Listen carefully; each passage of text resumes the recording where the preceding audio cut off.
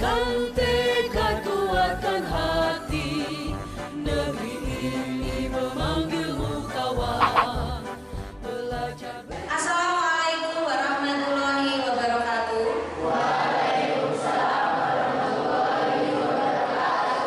Gimana anak-anak setelah olahraga jalan sehat? Masih semangat? Ya. Untuk hari ini kita akan menentukan keyakinan kelas di kelas 8A. Kemudian apa itu keyakinan kelas? Keyakinan kelas itu adalah disiplin yang positif yang bisa kita terapkan dalam membangun budaya positif yang berada di sekolah kita. Jadi keyakinan kelas itu seperti apa, Bu? Keyakinan kelas itu yang bersifat konkret ya. Nanti berasal dari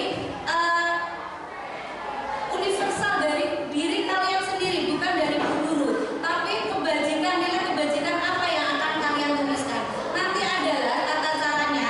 Kalian akan saya beri satu kertas post-it ini, kemudian menuliskan nilai kebajikan apa yang ingin kalian terapkan menjadi keyakinan kelas. Kalau sudah selesai, nanti kalian menempelkan kertas post-it ini di papan tulis. Paham ya anak-anak? Terima kasih, ini akan saya bagikan.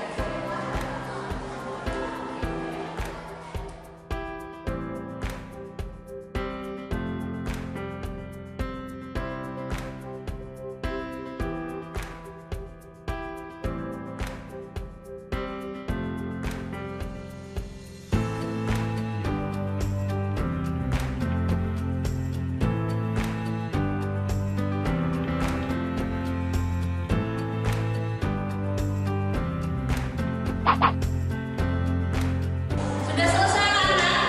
Ya, bagi yang sudah selesai, silahkan kertas post-it yang sudah kalian tulis nilai positifnya ditulis dia ditempel di papan tulis yang berada di sini. Silakan.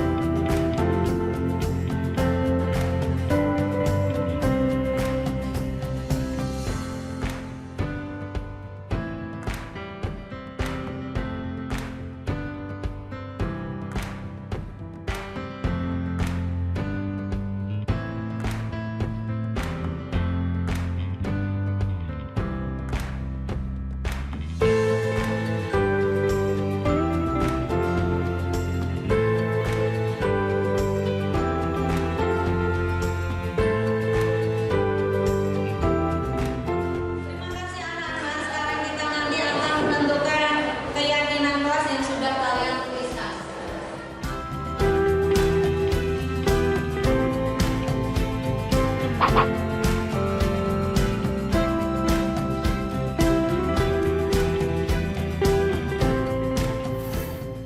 Assalamualaikum warahmatullahi wabarakatuh. Belalang sembah. Suatu hari di sebuah kebun anggur tinggallah seekor keluarga semut dengan jumlah anggotanya yang sangat banyak. Semut ini membuat sarangnya dari daun-daun, lalu mereka tempel menggunakan cairan seperti lem yang mereka keluarkan dari mulutnya. Tak lama kemudian, seekor lebah menghampiri keluarga semut. Halo, sedang apa kalian? Kelihatannya sibuk sekali. Kami sedang membuat cara untuk kami nikmati. Ngomong-ngomong, kamu mau kemana? Aku cuma berjalan-jalan saja. Lebah pun kembali melanjutkan perjalanannya. Para semut melihat bahwa musim gugur akan segera berlalu dan musim dingin akan tiba. Ketika musim dingin, makanan akan sulit untuk didapatkan. Maka para semut itu segera mencari berbagai macam makanan untuk mereka kumpulkan sebagai bahan persediaan pada musim dingin. Berbeda halnya dengan seekor belalang sembah.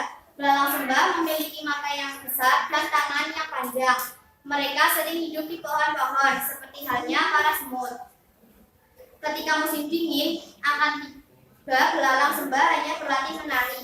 Setiap hari, belalang sembah hanya berlatih menari. Namun, sang belalang sembah lupa bahwa dia harus mengumpulkan makanan untuk persiapan musim dingin.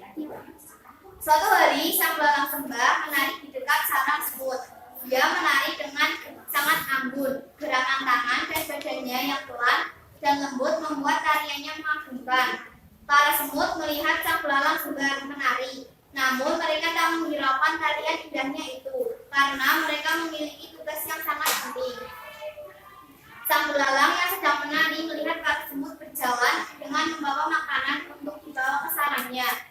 Sang belalang sembah heran dengan apa yang dilakukan semut. Lalu dia bertanya kepada salah satu semut tentara yang sedang berjaga di dekat para semut pekerja. Kenapa kalian membawa makanan yang sangat banyak itu masuk ke sarang kalian? Kami melakukannya agar kami tidak kelaparan saat musim dingin. Musim dingin? Masih lama. Lebih baik kita bersenang-senang saja dulu. Semut tak menghiraukan belalang. Semut tetap tekun mengumpulkan makanan. Saat belalang melanjutkan tariannya, kupu-kupu datang menghampiri belalang. Tadi aku tidak sengaja mendengar percakapanmu dengan semut. Mengapa kamu tidak mengumpulkan makanan untuk persiapan musim dingin seperti halnya para semut? Musim dingin kan masih lama, apa harus terburu-buru mencari makanan? Tetapi tidak ada salahnya kan jika mengumpulkan makanan dari sekarang. Mengapa kamu mengatur hidupku? Atur saja hidupku sendiri jika tidak ingin semut belalang.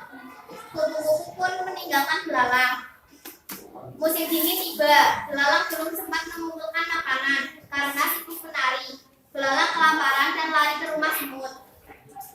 Ia meminta makanan kepada semut. Semut awalnya tidak mau memberikan makanannya kepada belalang.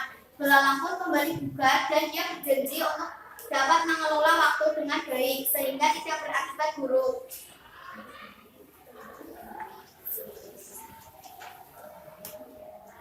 Masa depan adalah milik setiap orang, maka setiap orang perlu menyiapkan masa depannya dengan berusaha, bukan hanya menikmati kesenangan di masa sekarang, tanpa memikirkan masa depan.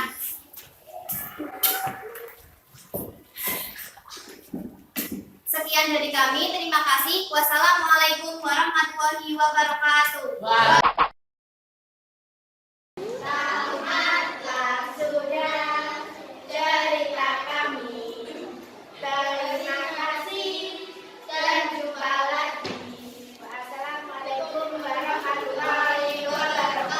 Waalaikumsalam.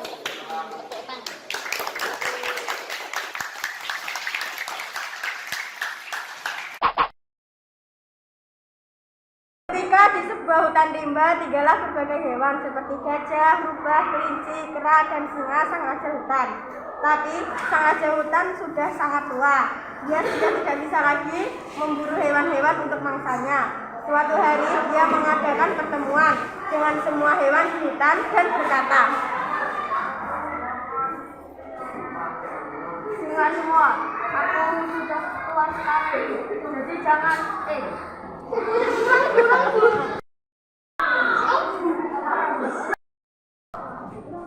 Singa semua, kayaknya aku sudah tua sekali, jadi iya bu, buahnya sekali. Ini aku sudah tua sekali, jadi ini aku akan memberikan kalian nomor urut dan kalian harus datang padaku untuk aku makan. Jadi jangan coba-coba curang." Setelah itu si singa meraung keras.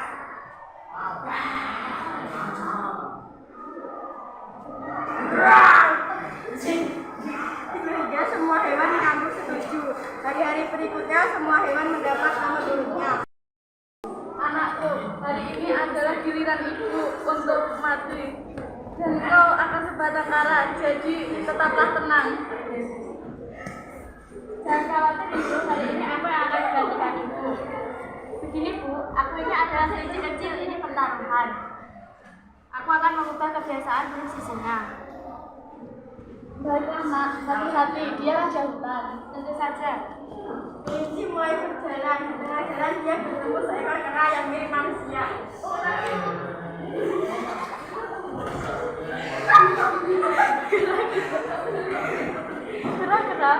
kenapa kau tidak bisa? Lalu harus bagaimana sekarang?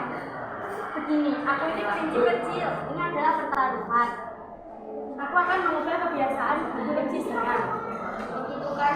Apakah kau punya rencana yang membantu? Tidak, aku tidak perlu bantuanmu. Tapi kau harus datang ke dekat sungai sore ini dan lihat apa yang akan aku lakukan. Si kelinci berjalan lebih jauh dan dia menemukan seekor gajah. Gajah, kau begitu raksasa. Tapi mengapa kau menghadap singa dan tidak melawan? Iya, kau benar. Bagaimana aku bisa melakukan sesuatu saja? Begini, aku ini kelinci kecil, ini pertaruhan. Dan aku akan mengubah kebiasaan si buruk singa itu. Oh, sepertinya kamu punya rencana. Bolehkah aku membantumu? Tidak, aku tidak perlu bantuanmu. Tapi sore ini kau harus datang ke dekat sungai dan lihat apa yang akan aku lakukan. Sambil berkata begitu, kelinci berjalan lagi dan kini dia ketemu seekor harimau. Harimau melawannya begitu keras, tapi melihat singa itu mengapa harimau tidak melawan. Iya, benar. Begini, aku ini kelinci kecil. Ini adalah pertaruhan. Aku akan mengubah kebiasaan buruk si singa itu. Tampaknya kau punya rencana. Apakah aku boleh membantumu? Tidak, aku tidak perlu bantuanmu. Tapi aku minta kau harus datang ke dekat sungai sore ini dan lihat apa yang akan aku lakukan. Lalu kelinci bertemu seekor bunga. Bukan, kau begitu kejam. Tapi melihat si singa itu, kenapa tubuhmu menjadi tubuh tanpa jiwa? Oh begitu, kau terlihat percaya diri. Apa kau butuh bantuanku? Tidak, aku tidak butuh bantuanmu. Tapi aku minta kau harus datang dekat sungai sore ini dan lihat apa yang akan aku lakukan. Akhirnya si kelinci datang di gua singa dan berkata, Oh Baginda Maha Kuasa, aku datang menggantikan hidupku, tapi aku agak terlambat. Apakah Baginda tahu ada seekor singa lain yang datang ke hutan kita? Oh, begitulah aku ini raja. Bagaimana bisa menjadi raja? Ayo tunjukkan kepadaku siapa itu. ibunya menjadi sangat marah dan pergi ke dalam danau. Tapi tidak ada apa-apa di sana. Air mulai memenuhi moncong di hidungnya. Singa mulai berteriak ke arah si kelinci. Oh, dia mirip denganku.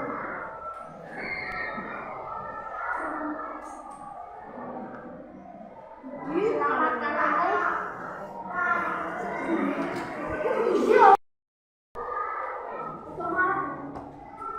Tolong aku, selamatkan aku.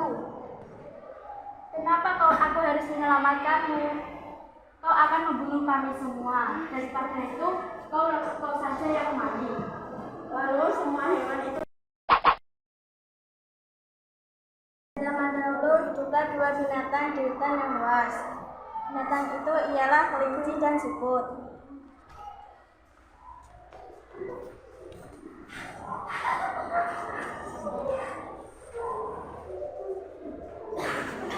Kelinci memiliki sifat sangat sombong dan pemarah.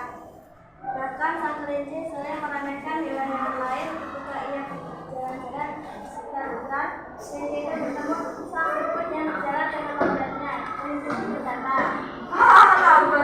Lambat siput apa yang terlalu kau bisa mencari iklan di luar.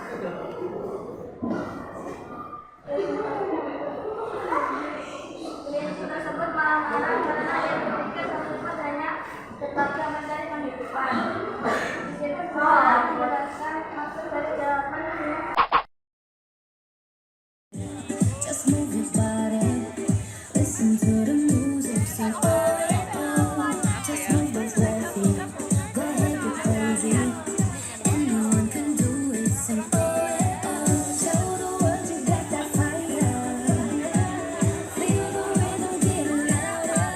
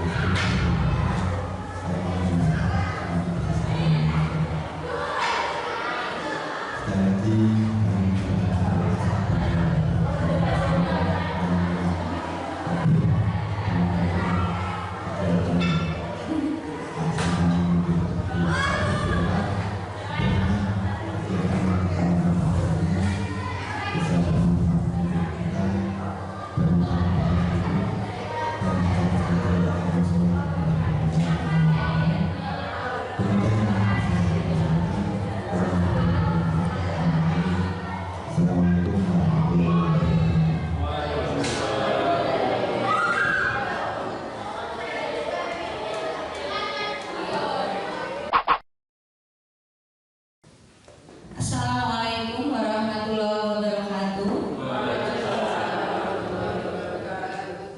Terima kasih Bapak Ibu Guru atas kehadirannya di penyebaran pemahaman modul 1.3. Di sini saya nanti akan presentasi mengenai penyebaran pemahaman dan penerapan pengalaman dari budaya positif. Hal ini sebagai pemenuhan tugas dari modul 1.4 aksi nyata sebagai calon guru penggerak, yaitu menyebarkan pemahaman dan penerapan pengalaman budaya positif. Saya, Betty Indah Purnamawati, calon guru penggerak angkatan 8 dari SMP Negeri 2 Plupuh, Kabupaten Sragen.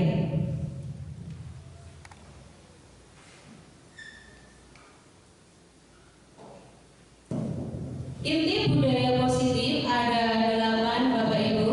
Yang pertama, perubahan paradigma belajar. Kedua, disiplin positif. Ketiga, nilai-nilai kebajikan. Keempat, kebutuhan dasar manusia. Kelima, motivasi perilaku manusia. Keenam, posisi kontrol guru. Ketujuh, keyakinan kelas. Dan terakhir adalah segitiga restitusi.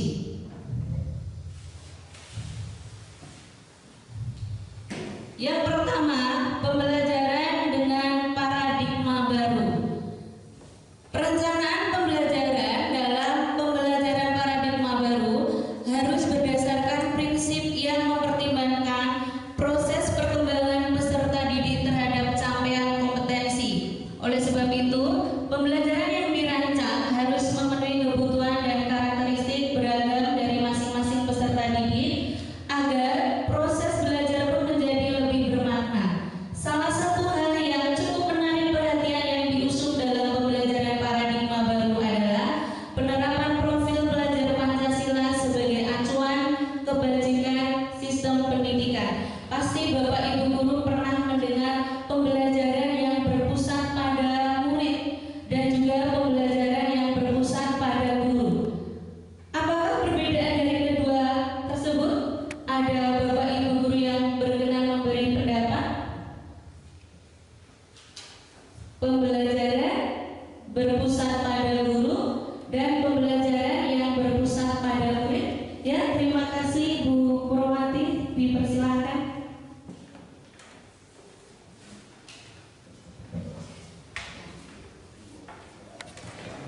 Ya, terima kasih untuk waktunya.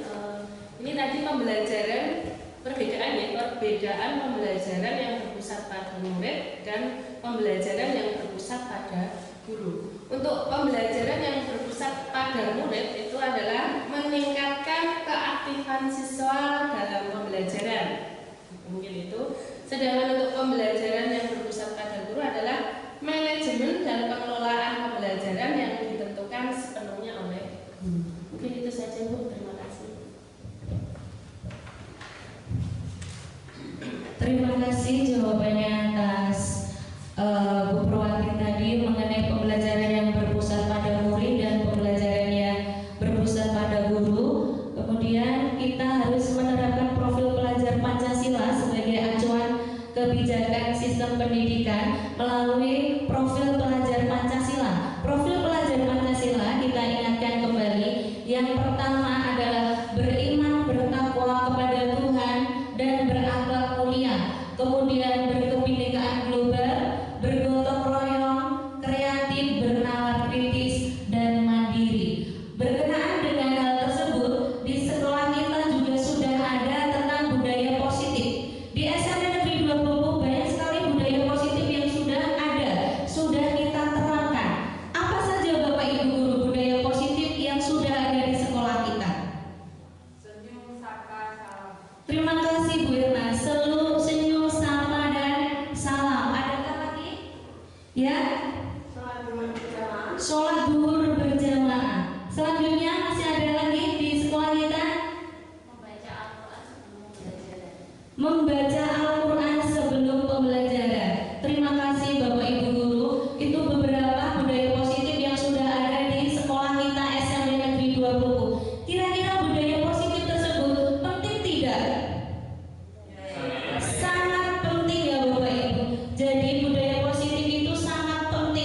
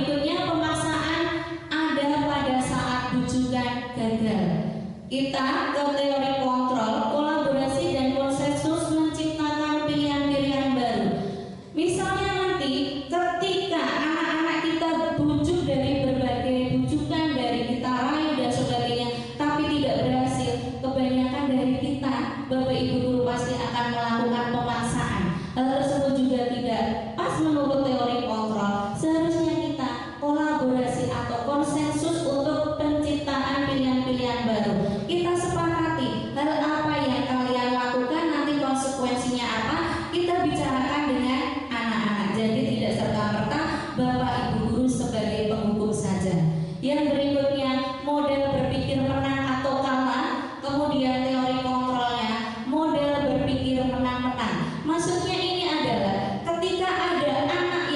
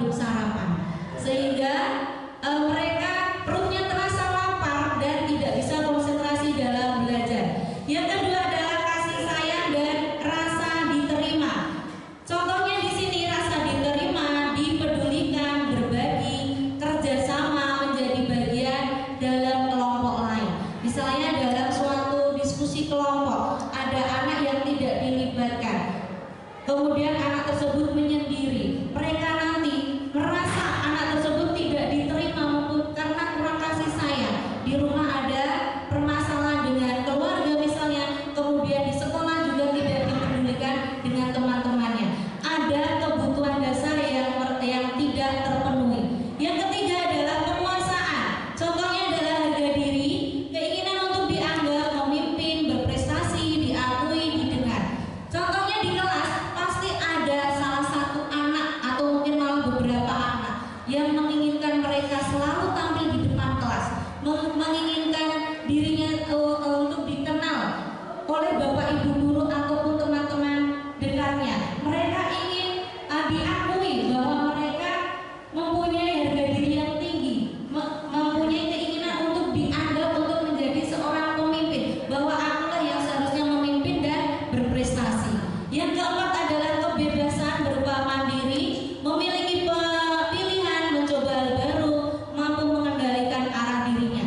Kebebasan di sini sebagai contoh, misal bahwa anak itu kadang ada yang belajarnya lebih semangat dengan metode ceramah, ada yang berada di dalam kelas, ada juga mereka yang lebih semangat di luar kelas, atau mungkin pembelajaran yang lebih inovatif. Jadi di sini kita diharapkan sebagai bapak ibu guru untuk memiliki, untuk mengajarkan ide-ide, gagasan-gagasan tentang pembelajaran yang inovatif.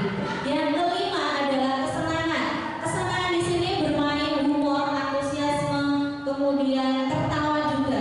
Misalnya dalam pembelajaran, jangan hanya kita fokus pada materi saja bapak ibu. Kadang-kala kita diselingi game atau ice breaking, contohnya seperti itu, biar anak merasa senang, tidak jenuh, tidak bosan. Yang kelima adalah motivasi perilaku manusia. Motivasi tersebut ada dua motivasi bapak ibu.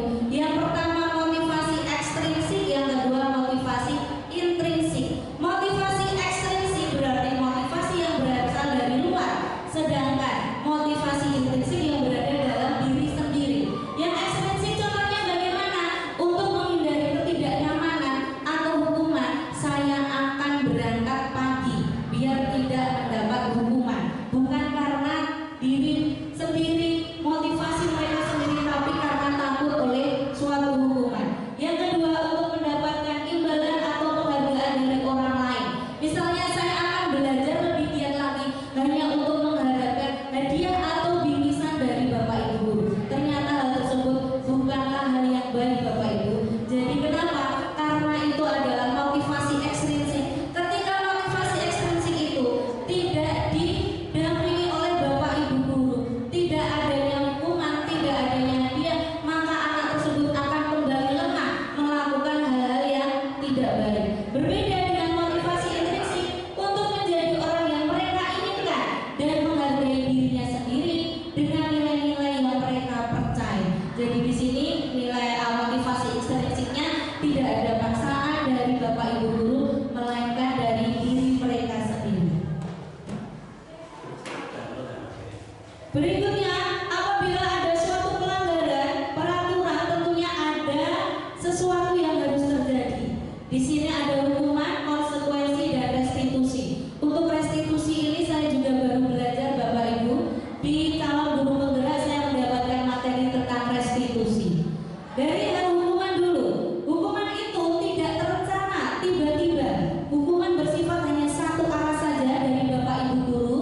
Kemudian hukuman yang diberikan bisa berupa fisik maupun psikis. Murid atau anak disakiti oleh perbuatan atau kata-kata. Misalnya di sini baru sampai sekolah karena terlambat dengan alasan yang belum diketahui bapak ibu guru, langsung anak tersebut, kamu lari 100 kali mengitari lapangan ini, kalian harus push up 10 kali misalnya. Hal itu adalah tidak terencana, tiba-tiba, tidak ada komunikasi dulu atau kesepakatan dulu antara murid dengan bapak ibu guru. Kemudian bisa berupa fisik maupun psikis. Hati-hati ya bapak ibu guru dalam memberikan hukuman kepada anak. Kita tidak boleh memberi hukuman berupa fisik maupun psikis. Misalnya ada anak-anak yang bagian psikisnya ini, tidak semua anak tadi sama, tidak mempunyai kebutuhan yang sama. Pernah saya mendengar itu, tapi di sekolah lain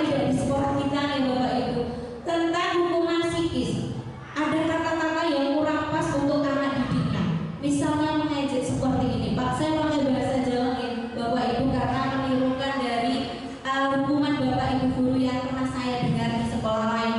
Misalnya seperti ini, kowe wis ireng, elek, bodoh sisa. Nah, mungkin seperti itu hanya ada beberapa anak yang akan merasa dirinya itu, ya Allah Bapak Ibu Guru kenapa seperti itu. Mungkin bagi sebagian anak hal itu adalah hal yang sangat menyakitkan. Bahkan sampai nanti dia dewasa pun akan sangat membekas di hati anak tersebut tentang perkataan atau kalimat-kalimat yang diucapkan Bapak Ibu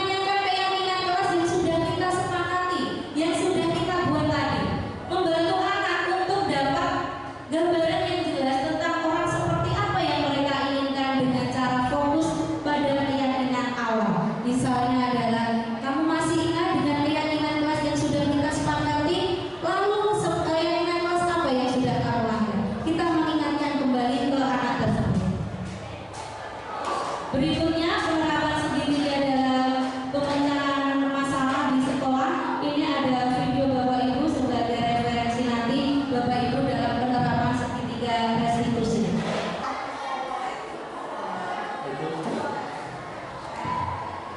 Pak, kesel banget. Masa aku dikatain Pak? Ya aku marah lah. Aku balik ke TK di depan kelas. Kesel banget. Oh, gitu. Ya pasti kamu akan kesal. Maka juga karena apabila ada yang membuat, kemudian masa itu kamu melakukan. Ya saya harus ke TK lah Pak. Kesel banget. Saya betah-betah dia di depan anak lain. Oh, gitu. Pasti kamu melakukan seperti itu dari sekolah sampai itu. Iya lah, saya diam sekali Pak. Ya saya bela diri lah. Masa saya dituduh fitnah? Ya wajib lah mempertahankan identitas itu sesuatu yang penting. Untuk menjadikan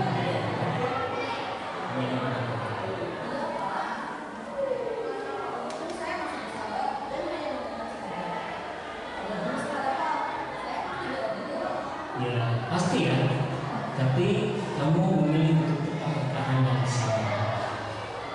Kamu memilih untuk tidak berbuat lebih parah lagi.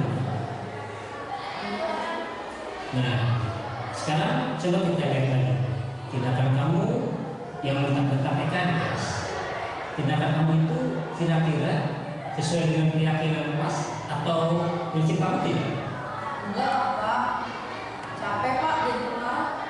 Jadi keyakinan atau prinsip mana yang sesuai dengan keinginan kamu? Ya, saya sebenarnya sangat menghargai orang lain. Mungkin saat itu saya menjadi emosi, jadi tidak menentukan sikap itu. Kamu meyakini tidak? Menghargai orang lain itu penting buat kamu. Yakin lah Pak. Iya, setuju. Kita harus saling menghargai. Namun ada juga keyakinan yang kita sepakati yang perlu kita jalankan apabila kita sedang marah. Ya, saya bisa berdoa. Mulai dekat diri sendiri. Saya bisa jadi sabar, mengambil kejadian untuk berpikir mau apa selanjutnya. Kira-kira kamu bersedia untuk memperbaiki masalah ini tidak? Sedia Pak. Kalau kamu memperbaiki masalah ini, kamu akan menjadi orang seperti apa? Saya akan menjadi orang yang bertanggung jawab kali ya Pak. Dan senantiasa proaktif.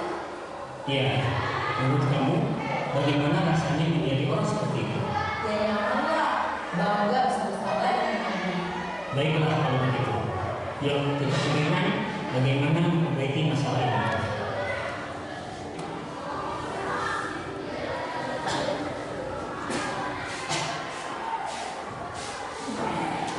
Terima kasih Bapak Ibu, itu adalah contoh penerapan segitiga restitusi yang kita terapkan kepada murid kita nantinya. Semoga kita bisa menerapkan dari segitiga restitusi tersebut Bapak Ibu. Sudah di bagian ke-8 berarti sudah selesai untuk presentasi menyebarkan budaya positif kepada teman sejawat di SMA Negeri 2 Ruku. Kemudian saya akan bertanya kepada Bapak Ibu, refleksi apa yang sudah ada dari dengan Bapak Ibu tentang budaya positif yang sudah saya paparkan tadi. Ada Bapak Ibu yang mau memberi refleksi? Ya, Pak Purwanto silakan.